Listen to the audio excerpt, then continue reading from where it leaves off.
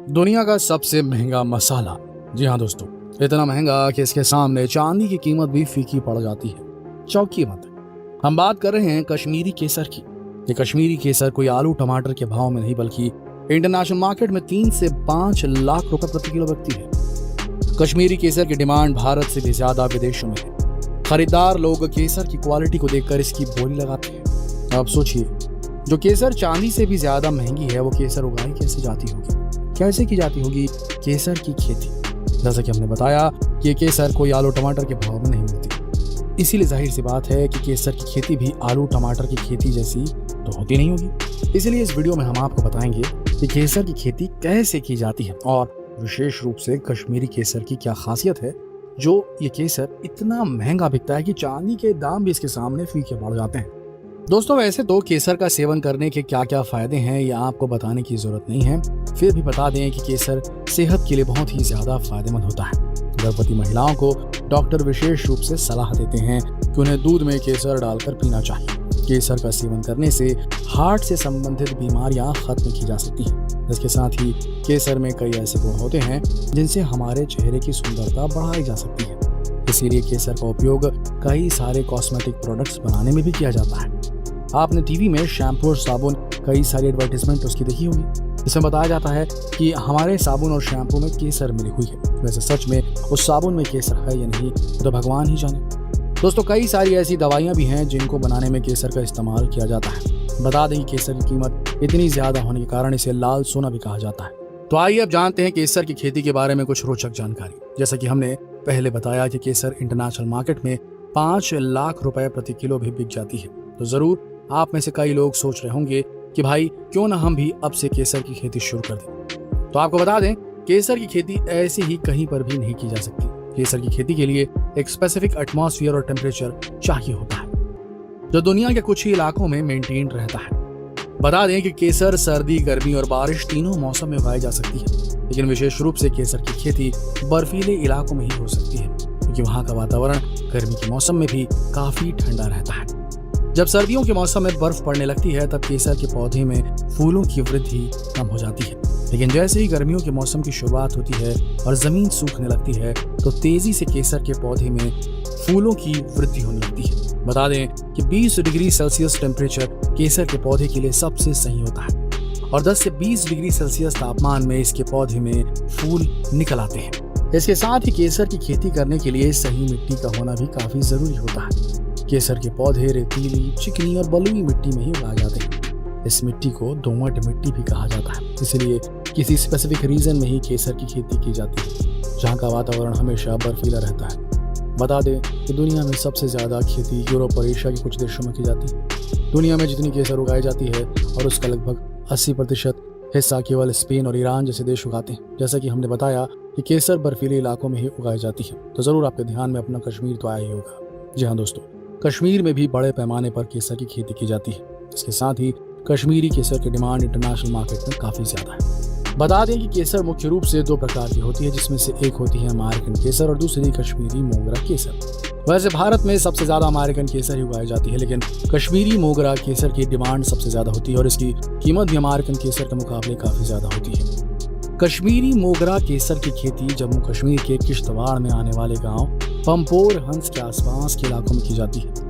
केसर के पौधे लगभग 20 से 25 सेंटीमीटर तक सिर्फ ऊंचाई तक बढ़ते हैं। केसर के इन पौधों में बैगनी, नीले और सफेद रंग के फूल लगते हैं जिनके बीच में गहरे लाल और नारंगी रंग की पंखुड़ियां निकल आती हैं। इन पंखुड़ियों को ही केसर कहा जाता है। आपको जानकर हैरानी होगी कि लगभग 75,000 फूलों में से केवल 450 ग्राम केसर हासिल होती है। वही बात की जाए अमेरिकन केसर की, तो ये केसर कश्मीर के अलावा भी दूसरे राज्यों में उगाई जा सकती है। जैसे राजस्थान में भी कई जगह पर अमेरिकन केसर को उगाया जा रहा है, लेकिन इस केसर की कीमत कश्मीरी मोगरा केसर की कीमत से काफी कम है और इसकी डिमांड भी उतनी ज्यादा नहीं है। खैर, हम वापस आते हैं कश्मीरी केसर पर। कश्मीरी केसर को उगाने के लिए सबसे पहले खेत की मिट्टी को तैयार किया जाता है, जिसमें कई प्रकार की उर्वरक और खाद मिलाई जाती है।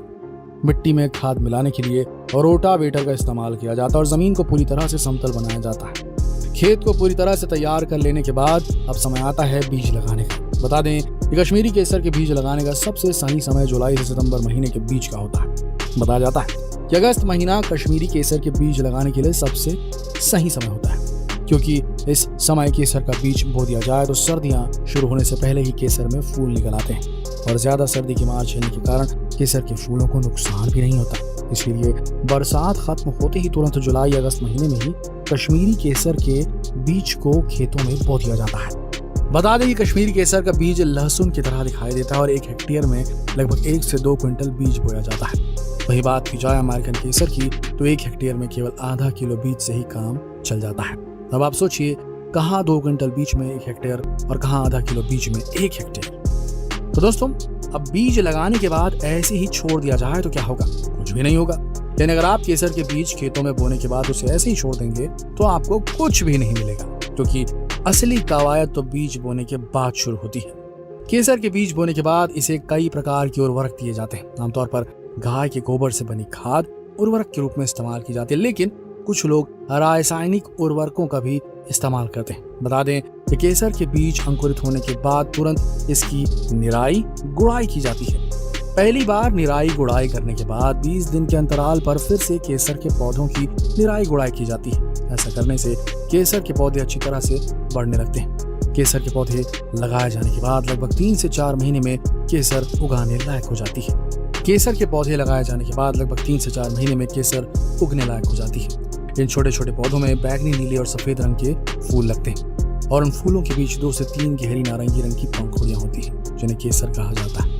ये पंखुड़ियां गहरी नारंगी रंग की हो जाने पर इन्हें फूलों में से अलग कर लिया जाता है और किसी छायादार ठिकाने पर सूखने के लिए रख दिया जाता है। आपको जानकर हैरानी होगी कि लगभग 1,50,000 फूलों में से केवल 1 किलोग्राम कश्मीरी मोगरा केसर हासिल होती है। यही कारण है कि इस केसर के दाम चांदी से भी ज्यादा महंगे हैं। लेकिन हैरानी की बात तो यह है कि बाजार में इतनी अच्छी कीमत मिलने के बावजूद पिछले 2 दशकों में केसर के उत्पादन में काफी कमी देखने को मिली है। बता दें कि किसी समय जम्मू कश्मीर में 16 मीट्रिक टन केसर का उत्पादन होता था, जो अब घटकर 5.6 मीट्रिक टन ही रह गया है। एक आंकड़े के मुताबिक जम्मू कश्मीर में कुल 3,700 हेक्टेयर जमीन पर केसर की खेती की जाती है और इस खेती से जम्मू कश्मीर के 7,000 परिवार जुड़े हुए हैं। तो दोस्तों, देखा आपने कैसे की जाती है केसर की खेती और क्यों है ये इतनी महंगी। केसर खाते समय हमने कभी नहीं सोचा होगा इतनी ज्यादा उठा पटक करने के बाद हमें इतनी सी केसर मिल पाती है। इस वीडियो में हमने केसर के प्रकार, उसकी खासियत के बारे में आपको बताया। इसके साथ ही वीडियो में आपने जाना कि कैसे केसर की खेती की जाती है, ये कैसे वातावरण में उगाई जाती है। हमें पूरी उम्मीद है कि वीडियो आपको जरूर पसंद आया होगा। अगर ये वीडियो आपको पसंद आया तो जितना हो सके इस वीडियो को शेयर करें फेसबुक पर, व्हाट्सएप पर, यूट्यूब पर, ताकि बाकी देश के लोग ये जान सकें। कल फिर मिलेंगे एक और इन्फॉर्मेटिव वीडियो में। तब तक के लिए आप सबका इस वीडियो के अंत तक बने रहने के लिए दिल से धन्यवाद।